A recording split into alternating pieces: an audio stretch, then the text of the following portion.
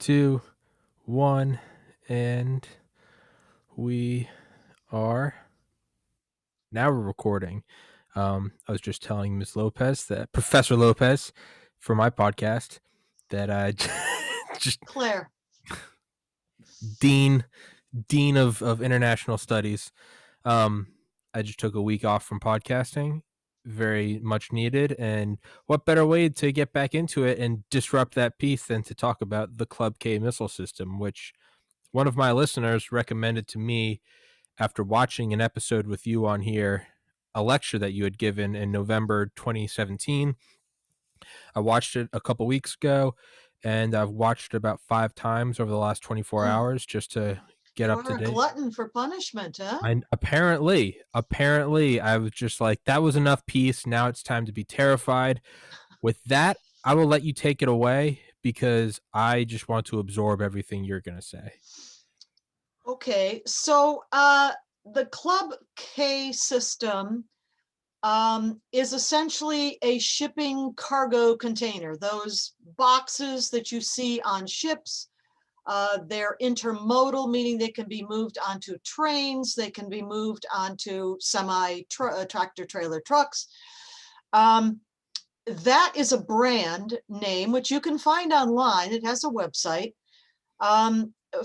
Made in Russia. This is a product made by Russia.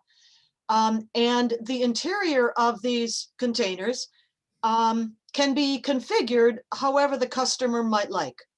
Well, one of the ways that they are configured, and you can see this at the website, is to put 4 ballistic missiles inside, laying down flat.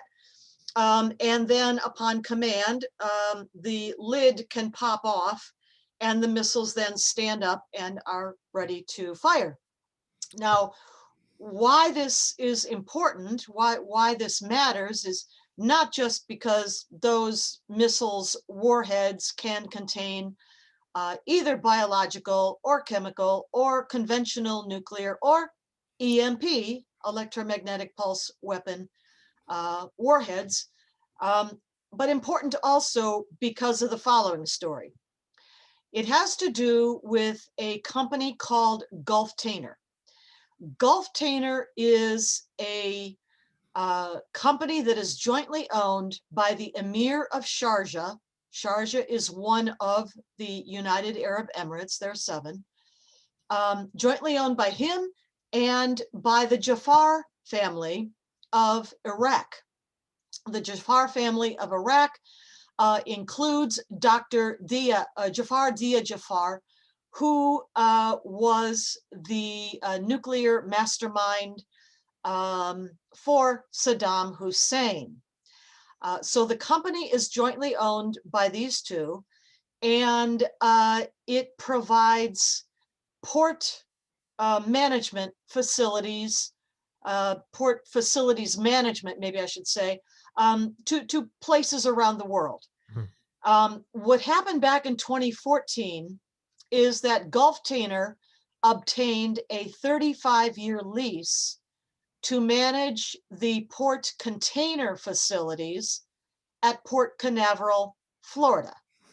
Now, if your viewers, listeners, think about the geography of the Atlantic coast, that is the east coast of Florida, the peninsula of Florida,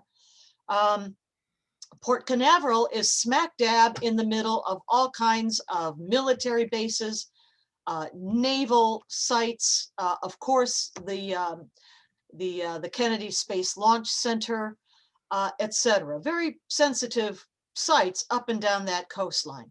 That's where Port Canaveral is, and that's where Gulf-Tainer obtained this 35-year lease to manage the container facilities at that port. Now, what that means is that Gulf-Tainer can bring in, can allow in, can manage the flow in of these cargo containers coming off of ships, of which there are the containers, millions upon millions around the world every single day, but manage the flow, the intake of such containers into that port, from which they can be loaded onto trains or trucks and taken inland throughout the United States, wherever. We have no idea. Since 2014, here we are talking in March of 2021, no idea if any Club K container containers have come in through that port. We just simply have no idea. In the meantime, Gulftainer also obtained, I think it's a 50-year lease on the entire port, not just container facilities, but the entire port of Wilmington, Delaware, another very Jesus key Christ. East Coast port up in Delaware. Now, the United States has a means of evaluating and doing a security check on any kind of foreign investment in the United States, be it a port or land or some kind of building, whatever it may be. There is a mechanism in the United States government for evaluating the security aspects of such proposed deal, be it a buy, be it a lease, and it's called CFIUS. That's an acronym for short, which is the Committee for Foreign Investment in the United States.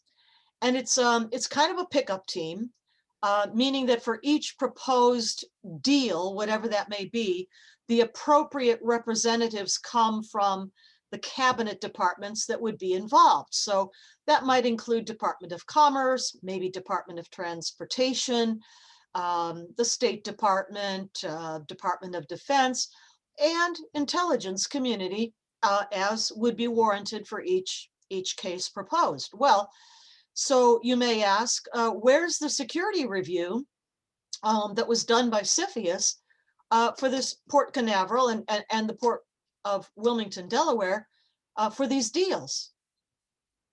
Yes, crickets. There was no security review done for either one of them. In 2014, of course, we were in the midst of the Obama-Biden administration, and they simply did not make this a priority, and there was simply no security review completed.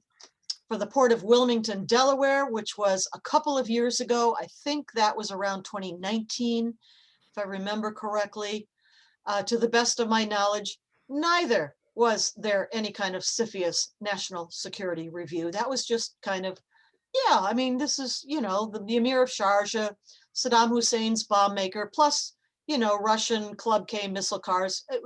Does anybody see a problem with this?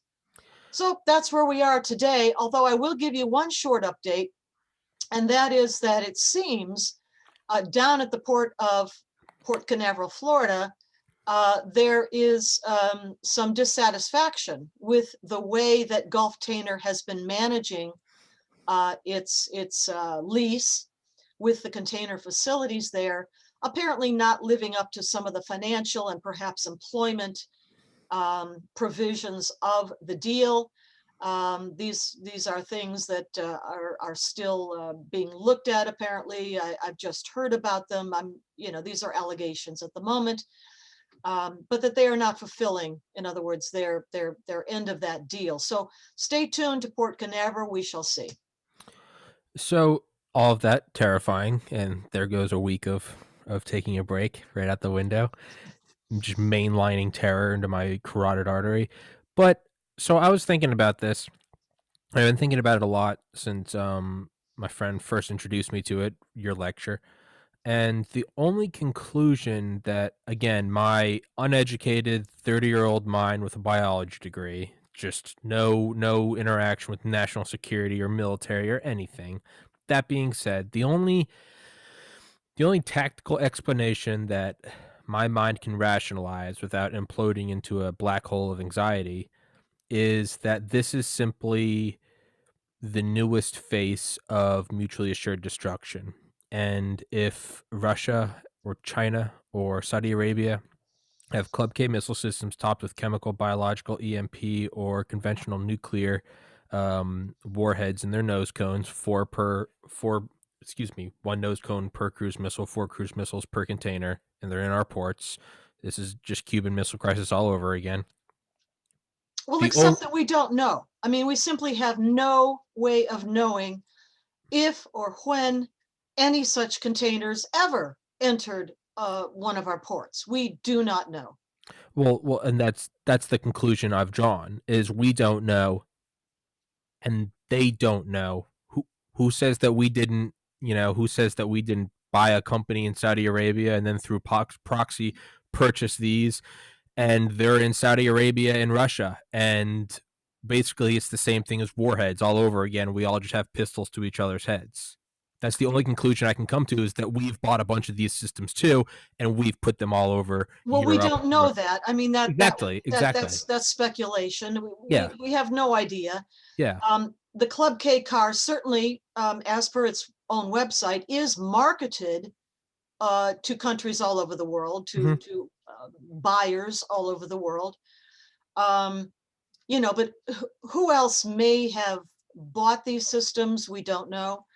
We also don't know, or at least I don't know, if such a Club K car, let's say containing missiles, were to have entered a US port during one of the last 6 or 7 years or so, and then had been transported someplace to the interior of the United States, what kind of maintenance Hmm. would have to be done on those missiles, their warheads, their firing systems, to keep them at least potentially operational?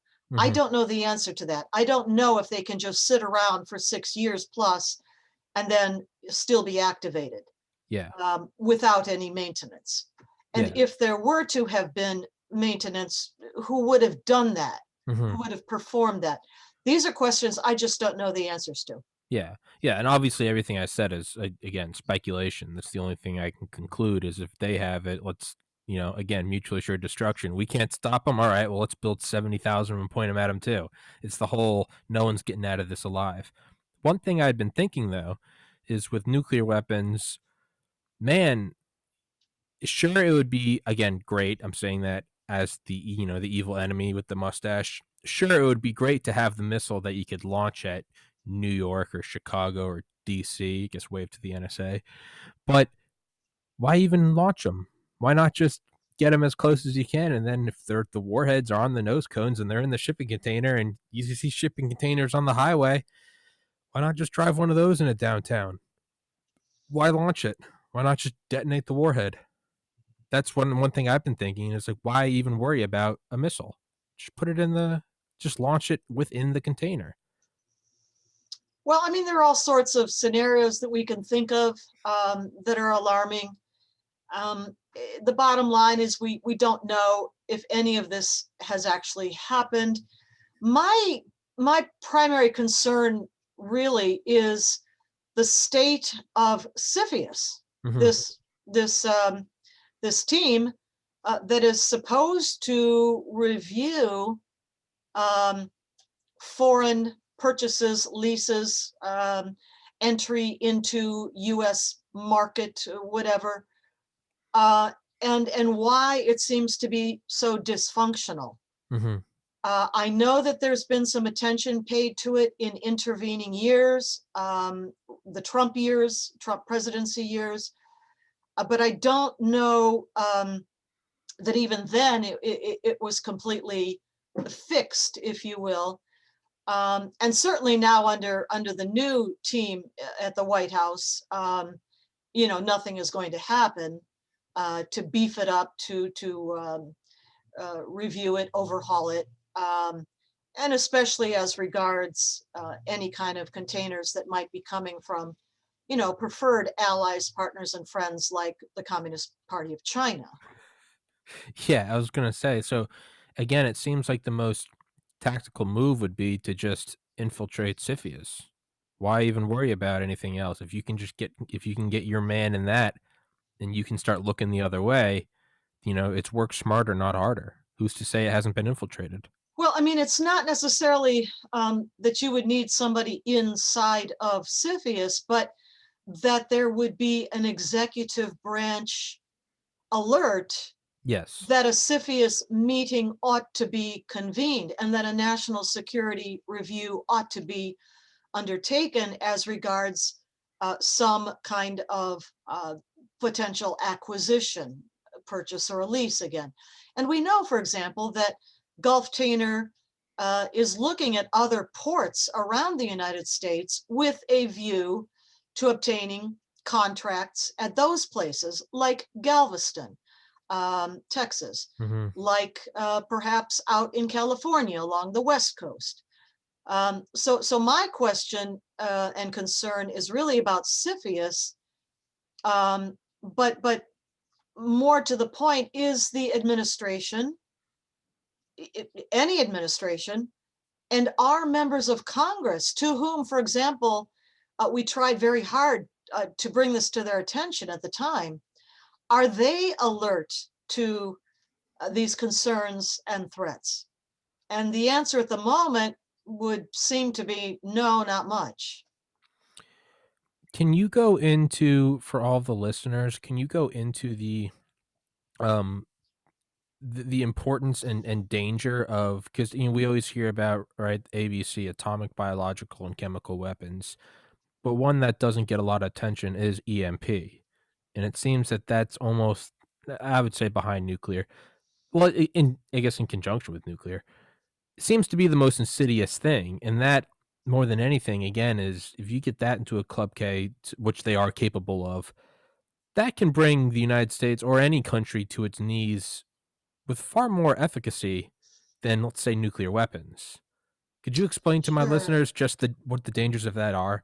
Well, EMP stands for electromagnetic pulse, and it's a phenomenon that the United States government became acutely aware of after some nuclear tests conducted out in the Pacific Ocean, Mhm. way out in 1962. The exercise was called Starfish Prime. Prime, yeah. This is something openly available on the internet now. You can read about it if you would like. And that nuclear detonation out there in the Pacific, most unexpectedly, because they weren't aware of the phenomenon prior to that test, took down electric grid and systems in some nearby islands and atolls. And from that point, they realized, oh, it's not just the nuclear explosion itself and its kinetic destructive power, which is what they were testing, but it's this side effect of the electromagnetic pulse that a nuclear explosion gives off. So uh, if such a nuclear warhead were to be exploded in the high atmosphere, let's say 50 to 300 kilometers up, and if that were to happen on Earth underneath that explosion, there would not be deaths immediately or destruction of buildings and property and so forth. And people on Earth might not even realize what happened, but what would happen, or could happen anyway, is that a supercharged flow of ions coursing down from that nuclear explosion could so smash into the magnetic field around the Earth that protects it from just such ionic flows. Let's say, we'll talk about this in a moment, from the sun, but smash into it with such force that you don't just get pretty northern lights, which is a phenomenon from the sun discharging such an electron flow, but so destructive, so powerful, that it actually hits electric grid systems on Earth. The first example of this happening was indeed a solar event in 1859, come to be known as the Carrington event, named after the British scientist who investigated it. and figured out what that was. Pre-electric grid, obviously, in America or anywhere. But we had telegraph systems, and there also was a lot of damage done on Earth to our telegraph systems. Some telegraph poles, for example, just burst into flames because the sun emitted a coronal mass ejection, which is basically just a very powerful solar flare. Now, Carrington, the British scientist, not only understood and wrote about what he learned, what he realized from that solar event, but he also predicted, or at least hypothesized, that these kinds of very powerful solar events happen on a cyclical basis. And that means he thought about every 150 years. Now, I'm not sure if he got that exactly right, but you can do the math from 1859 to the current day. Oh Again, no. this is March 2021. And if he were right, we're well within the window for such another solar event of that magnitude.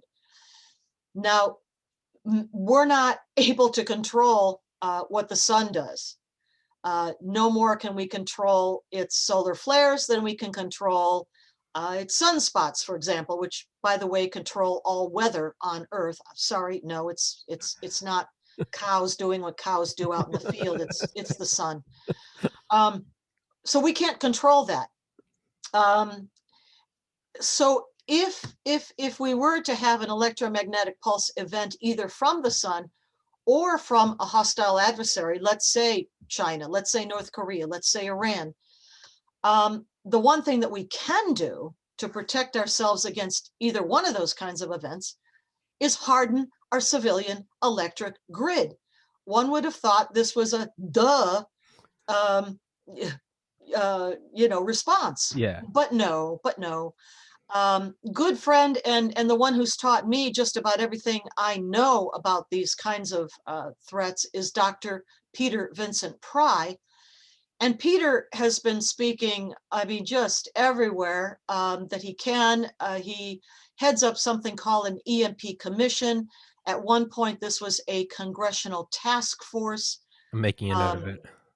Yeah, electromagnetic pulse EMP commission, of which I'm a member, and so are many people around the United States. But you know what he talks about is that hardening our civilian electric grid just would not be all that expensive in the scheme of things, in the scale of things, right? When our Congress is just now tossing about a $1.9 trillion dollar pork bill, Democrat pork bill, which our children and grandchildren and yours too will be paying for someday. That, by comparison to what it would take to harden our civilian electric grid, is all out of proportion. In other words, a few billion. Now, yes, that's a lot of money for you and me. Mm-hmm. But in terms of the U.S. government, national budget, several billion to harden the civilian grid, against the catastrophic, life-ending consequences of not doing it, seem like a pretty, well, why hasn't it been done yet kind of a thing. Well, the why hasn't it been done yet kind of thing has to do with the power and utilities companies in this country and how they support financially some of our congressional members in key spots that do not want this to come to legislation that would mandate and authorize, mandate a hardening of the grid and then authorize, appropriate the funds for it.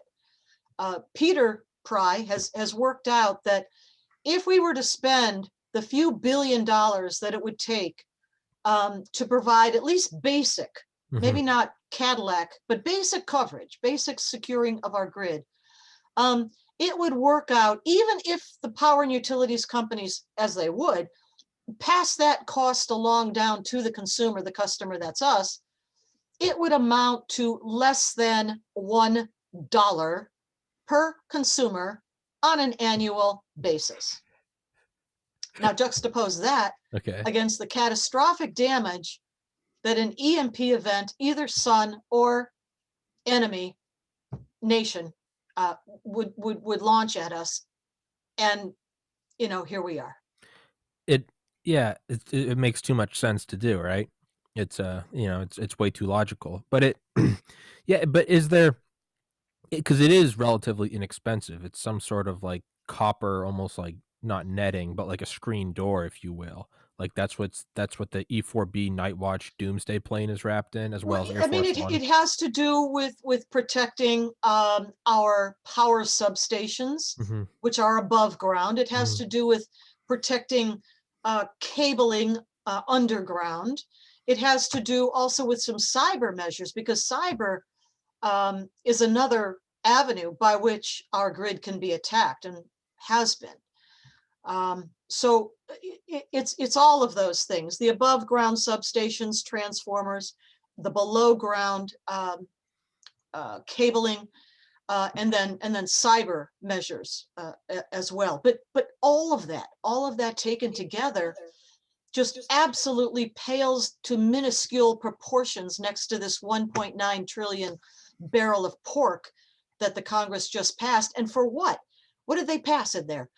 Billions for the National Endowment for the Arts, National Endowment for Humanity, freebies to illegal aliens, Yeah, um, as, 25% as, of the as stimulus. juxtaposed against securing the civilian electric grid, so that, as Peter Pry points out, 9 out of 10 Americans don't die in the first 12 months after an EMP or a sun event would hit the United States, with our grid unprotected right now. The only thing I can think of, thinking of this as you were talking, is that it seems to be a parallel to I can never remember the name of this. Was it Civil Defense Authority? Civilian, it was the one in the 50s and 60s. Civil Defense. It was for like mass Maybe, evacuation. are you thinking of like the Tennessee Valley Authority project and that sort of thing? No. There was an actual. I don't remember if it was an agency, but it's the one that like taught duck and cover. They had like the shelters in Yeah. every Oh, I see town. what you're saying. Civil Yes. defense, Yeah. civilian Yeah. defense, whatever it was. Hmm. It's almost like how on the front we had that, but in one of my favorite books of all time, Raven Rock by Garrett Graff, and I've had that author on this podcast. It's all about the development of nuclear bunkers, the relocation arc, and everything from Truman to through, I believe, Obama. But what he draws is this realization that the amount of money, and this doesn't apply to EMP, but just bear with me, it's a stretch, is the realization that, like, I think what Eisenhower said in confidence is that like no civilian will survive. Like they have, we have all these plans. The Postal Service will act as a coroner.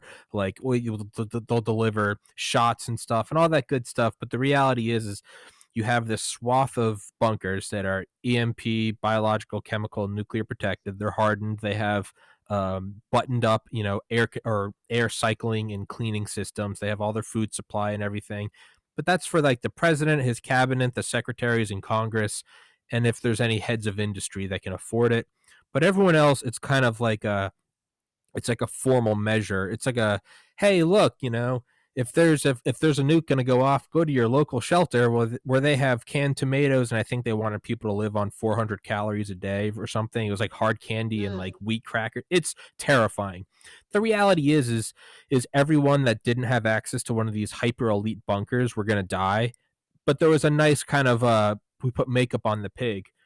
The only thing I can think of is with EMP protection, relatively affordable as it may seem, is that all of these strategic bunkers, they're nice and shielded against it. So anything for us, it's just kind of like they're dead. They're dead. And I'm not justifying it. I'm not defending it. That's the only logical conclusion I can think of is, oh, they are protected. They, not you and I.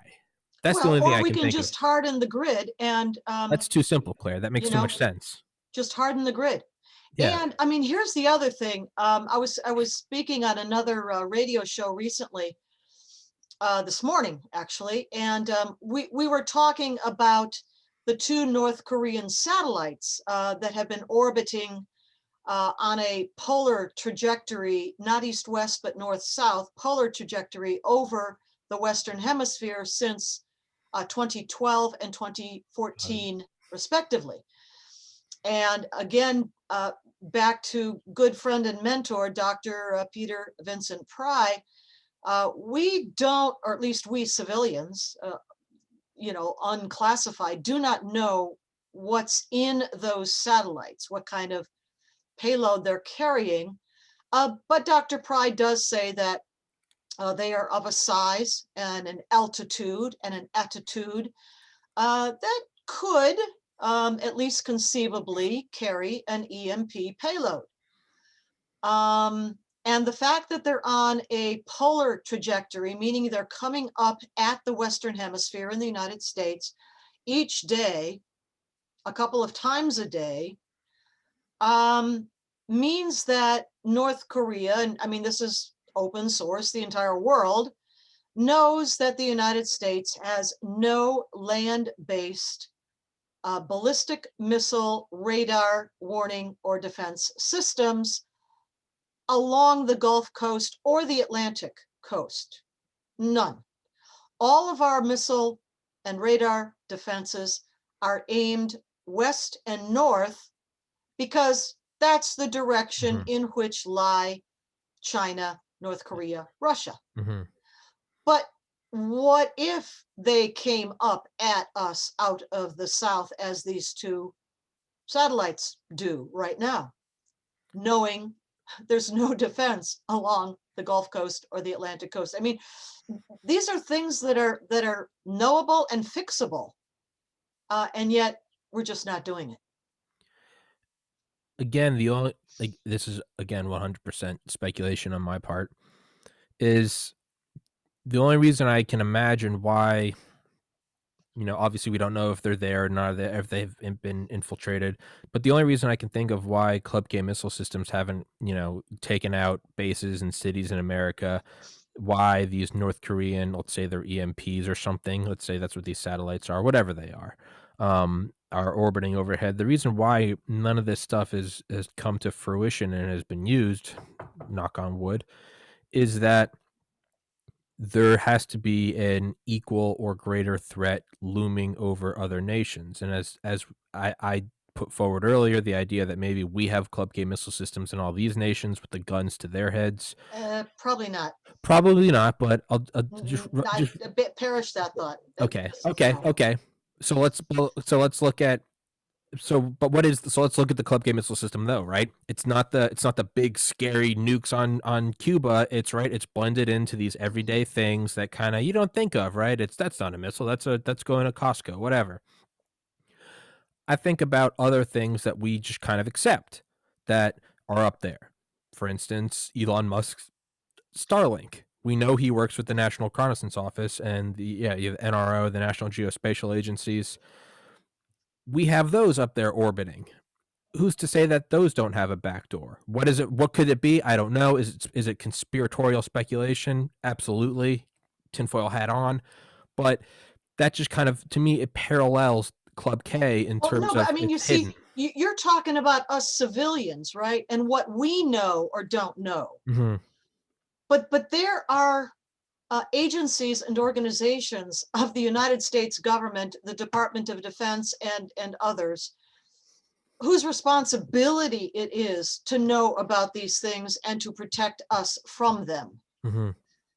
We don't know, what they don't know, what they have prepared for in every respect. But that's their job. It's not our job. Mm-hmm. We learn about some of this stuff as civilians in the open source world, but that's their job in the highly classified world.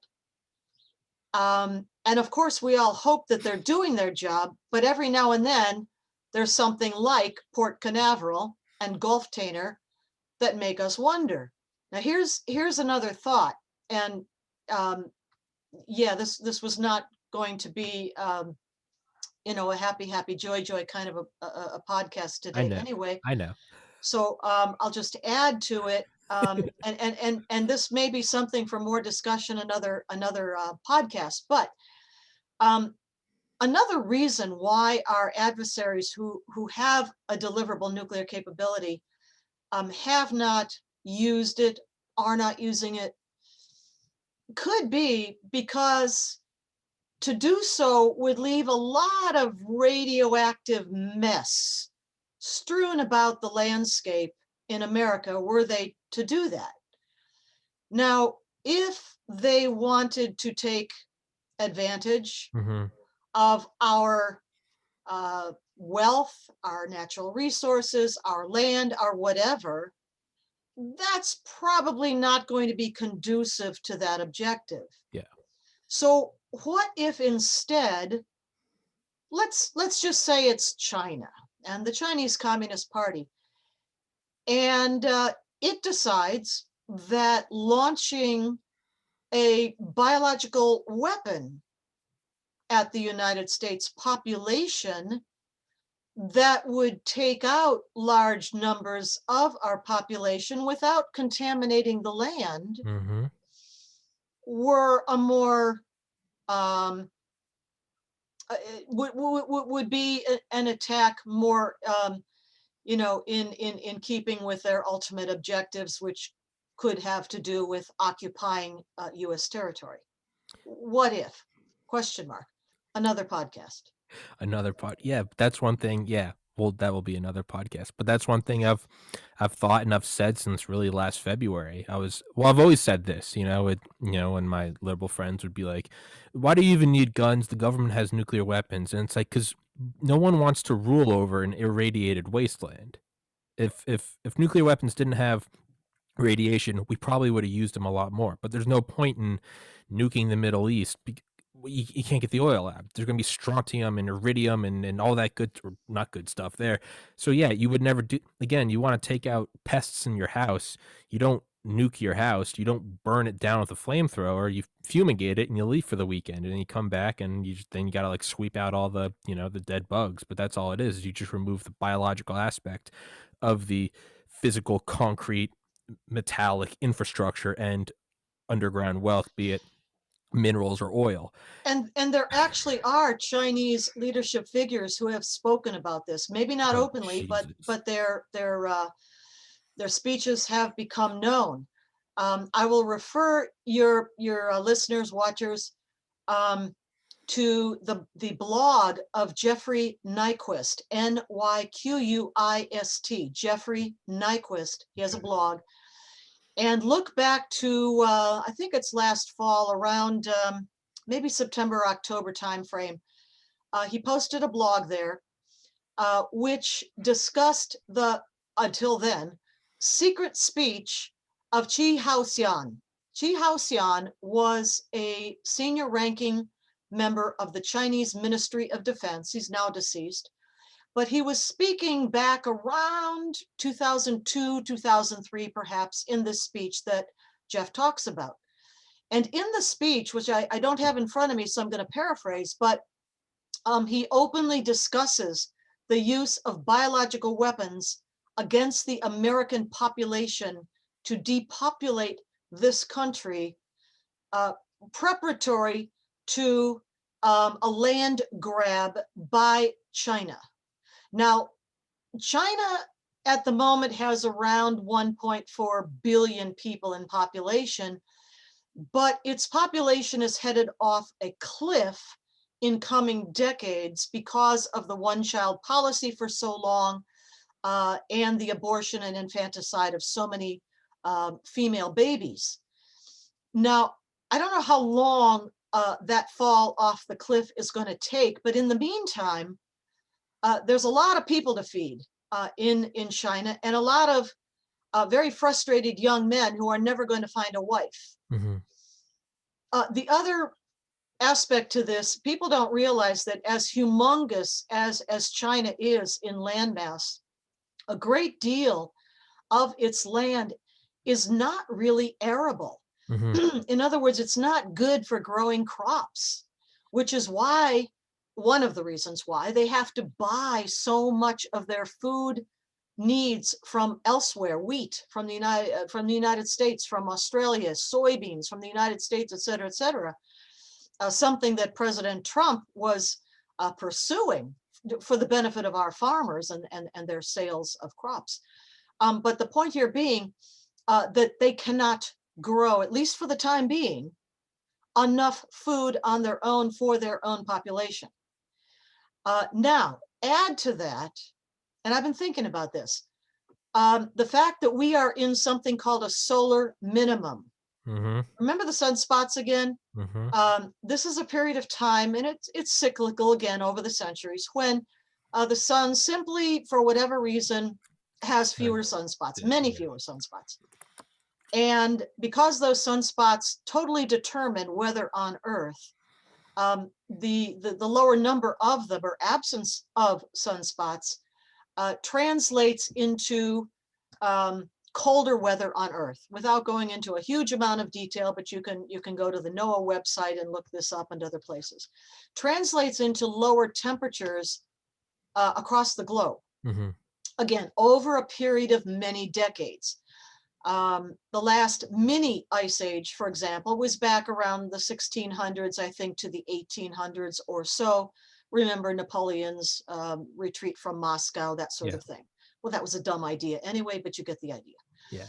So what if plunging temperatures, or at least decreasing temperatures, let's put it that way,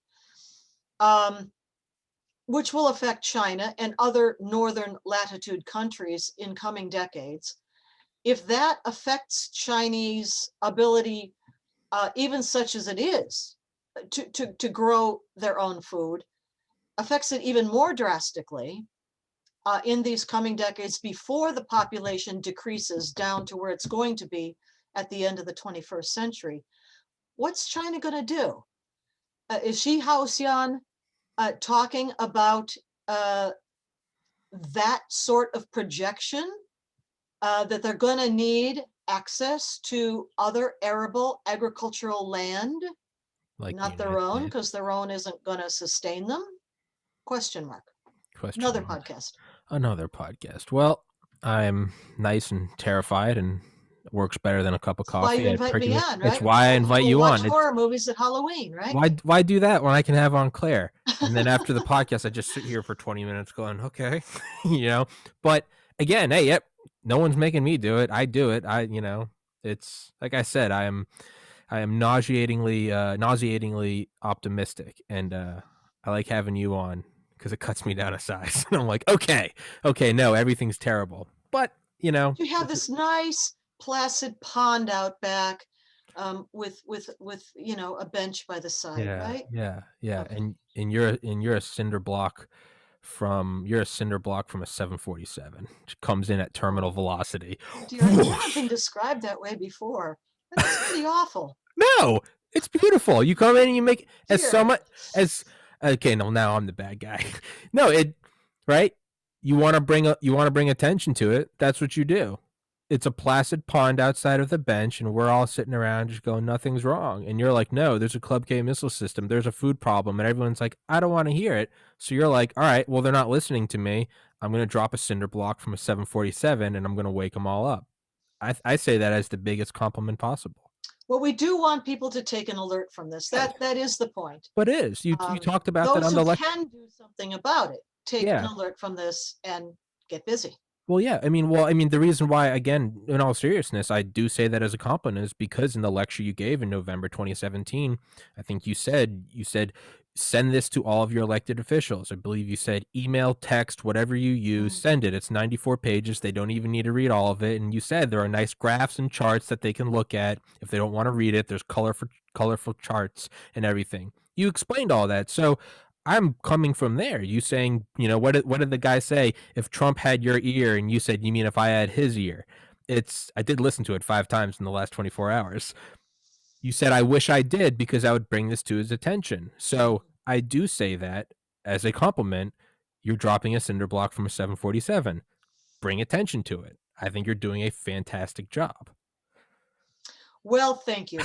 Thank you for having me once again. It's Absolutely.